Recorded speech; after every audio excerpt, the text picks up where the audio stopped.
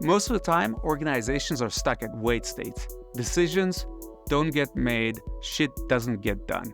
And the reason for that is that organizational velocity is determined by how fast decisions are made and how good these decisions are. The problem is that most of the time, information is just stuck somewhere in the organization, information that is important to make the right decision. This information, most of the time, is in people's inboxes. So just a couple of examples that people can probably relate to. I get an email about this great new talent who would be perfect for a portfolio company. I just had no idea that that portfolio company needs them yesterday. And by the time I get to the email a week after to forward it to the talent team, it's irrelevant. That person got snatched. It can also be that one of the portfolio founders sent me an email asking whether we know a certain investor. I did not know the investor, but my partners do. Because I didn't know about that, I didn't forward the email, and I didn't provide that portfolio founder the quality of service that they deserved. So what's common to these cases? There's someone else at Aleph that could handle this. It's just that I didn't get to it, or I had no idea that they have this information and could provide a much better level of service. It doesn't just apply to Aleph. It applies to any organization because information is never where it should be when you want it. How do you get that information to the right person at the right time?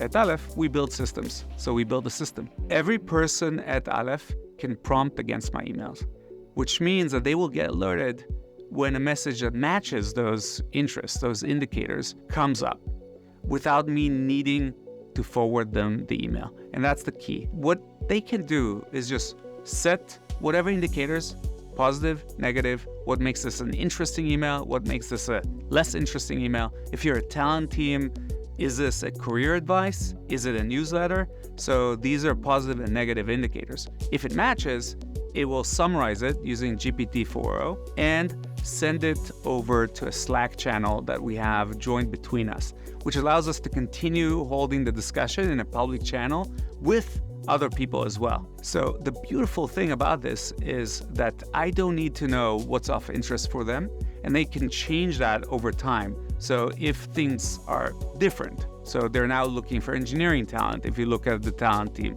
or they're looking for a discussion with journalists if you're speaking about the media team, they can write those indicators and have them updated on an ongoing basis without me needing to do anything. Obviously, the key problem in making this happen is that as organizations become larger and if they become political, then people would look at the information as their political power, as their ability to withhold information, as to force them being part of the decision-making process. That's obviously an issue, but the best organizations actually cancel out the wait states. At Aleph, we have an extreme transparency policy, so every email in my inbox, anyways, I assume, is being read by anyone. And at the end of the day, if you compare two companies, one of them being transparent and the other one not, the transparent one will win. So it's better off that it will be yours. This approach doesn't take care of making the decisions for now. It does